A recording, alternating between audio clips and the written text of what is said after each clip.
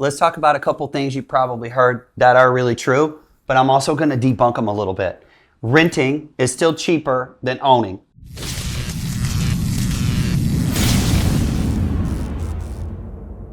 Some sources say that right now it's 40% cheaper to rent than own.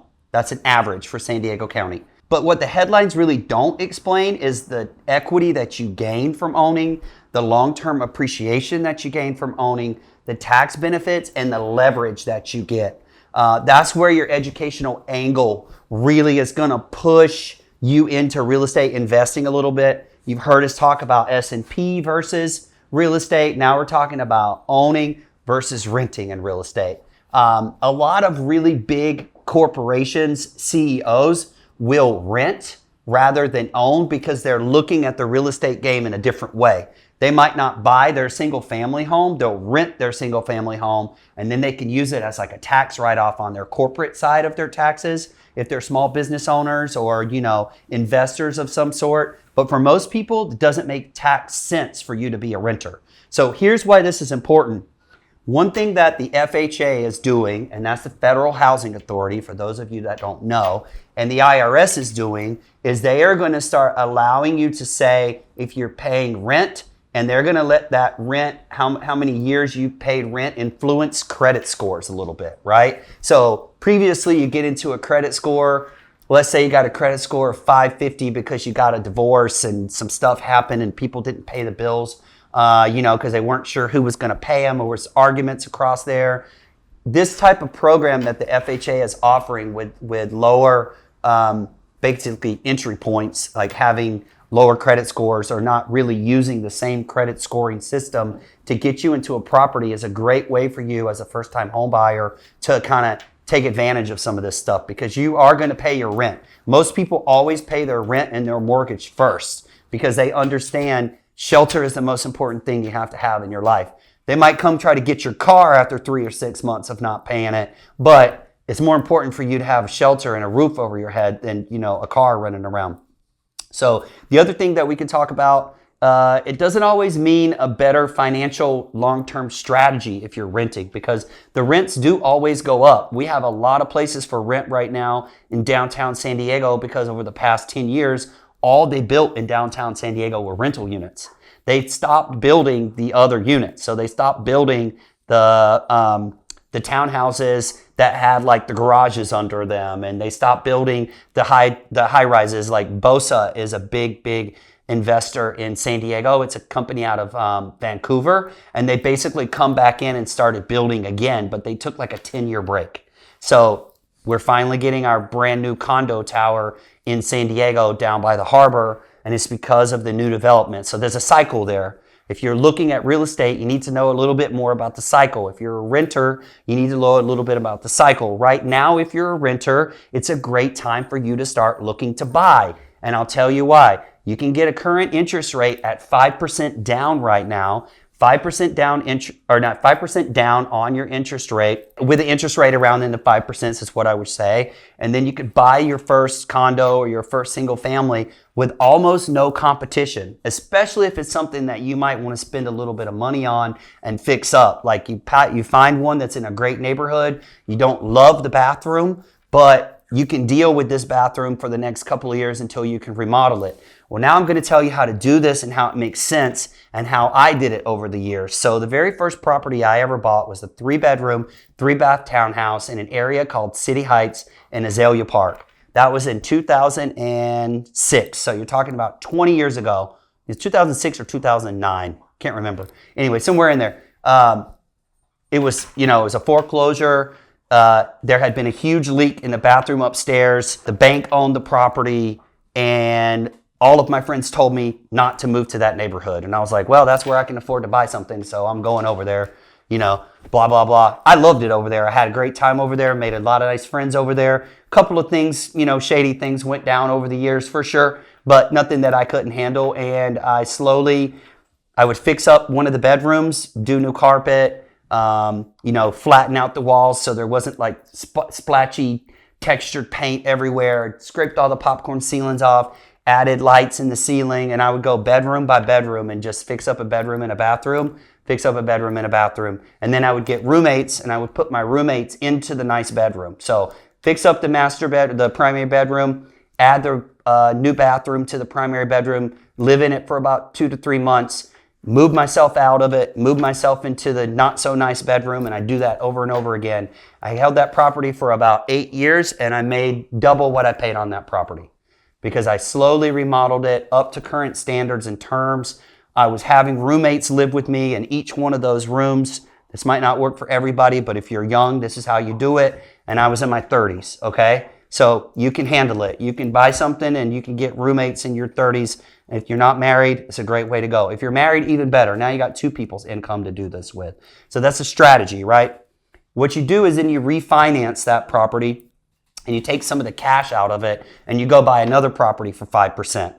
If the market's doing really, really good, your 5% down offers are not going to be a 20% down or 50% down. You have a lot of people selling a house to buy a house. So you do have to be strategic, but that's what we're here for. But keeping in mind, we're talking about renting versus buying. The monthly cost is only going to be one part of this equation.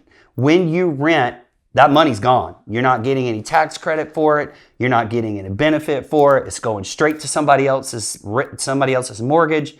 And, part of your payment is not building equity the way it would be if you were owner. Over time, real estate historically has appreciated in San Diego. Even when it's been modest years, the principal paydown can add a significant wealth over the years. So right now, we're in modest years of appreciation with higher interest rates. This is a good time for people with little to no money down, especially VA buyers and Federal Housing Authority buyers who are qualifying for those programs. Now is the time when you should be buying. Because if you're buying now, yes, the payment might hurt a little bit versus rent, but you are going to make equity over time period, and you may be able to refinance within a year or 6 months. The rates have already gone down from 6.5 to 7% to 5.5 to 6%. 1 percentage point could be $1,000 on your mortgage price. So you need to be calculating those numbers as the prices are changing and things are flattening. And we definitely have a marginal year where we're not making 5 to 6% gains on real estate. Also, real estate is the only investment that you can control a large asset of with a relatively small down payment. You're not going to get into AT&T stock with 5% down of a $500,000 purchase price. It's just not going to happen. You might get like maybe 3 or 4 shares or 30 or 40 shares of AT&T. You're not going to get to the part where you actually own a portion of that asset. You're just going to be getting dividends and small dividends until you gain enough money in that 401k or that retirement or the S&P 500, 250, 350, 450,000 is where you need to get before those dividends start packing in. They don't pack in when you've only got a little bit of money down on the bottom. That's why people buy Bitcoin erroneously, which I still don't understand, but it's happening. The Bitcoin thing is happening. I'm not stupid. I pay attention to it. If the home appreciates, the return is based on the full value of the property, not just the cash that you put in. So now you're talking about appreciation that you get from the value going up, depreciation that you get from the items that you use in the house every day as they lose value. Tile loses value, carpet loses value, appliances lose value. All of those things in the house lose value over time. You can depreciate those at a standard rate every year, or you can individually depreciate each one of those pieces as an asset in a way. And then you're talking about the tax consideration. So homeownership does come with large tax advantages. We talk about them a lot. It's also really good for capital gains. $250 is the primary capital gains deduction for a single family or a condo homeowner who's single, and then it's $500,000 for a couple. So are you married, domestic partner, you could count for that $500,000.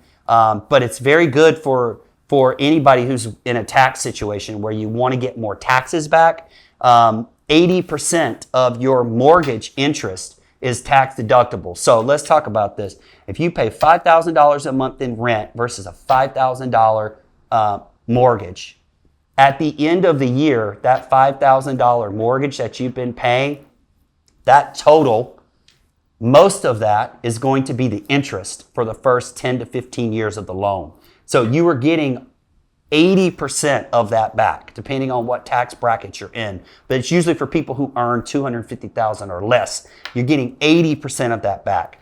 Don't quote me on the exact numbers because I'm just going over strategic topics here. If you really want to look into this more, you should talk to your tax professional. But I'm telling you, owning is better than renting. I don't care if it's $1,000 difference a month. Figure it out, because when the wave starts to turn, you get left behind all over again. I see so many people in their 40s right now who want to buy a property, and their income has not gone up much since they were in their 30s, and their income has not gone up that much since they got promotions in those 10 years. But everybody who struggled to buy in 10 years ago in that same cycle already has at least 1 or 2 properties that they're making money off of, because over those 10 years, they started to think about how real estate is an investment. So the takeaway here is, even though renting is not a bad choice, it makes sense for a lot of people at certain times in their lives.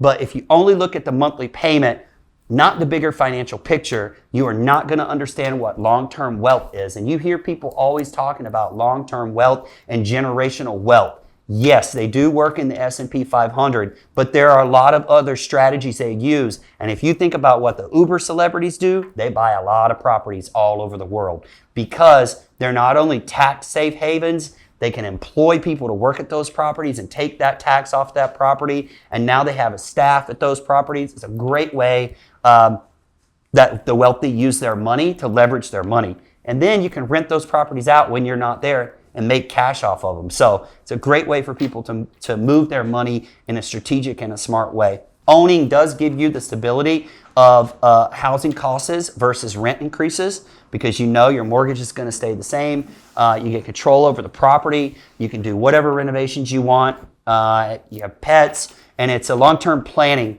that really matters much as the math, honestly. So let's talk about the closing of this conversation. So the real conversation should be, is renting cheaper, and where do you want to be financially 5 or 10 years from now? Because if you are stuck in renter mentality, more than likely it's a financing question. It's like, well, I don't make enough money. Well, you don't have to make enough money. There are programs out there, especially in San Diego County by the Housing Authority here in San Diego County, where they have affordable for sale units where the city will give you money to help you buy the unit. And then when you sell, they take some interest off that money that they loan to you, and they take a little bit of the equity off the top of that. But that's a great way to get in as a first-time home buyer if you feel like the prices are too high. So there's a lot of programs out there. That's why we tell people to make sure to send us a DM, like or comment below. Tell us what you're looking for. Tell us how we can help you, and we'll be happy to kind of point you in the right direction and get you started. So hope you enjoyed that one.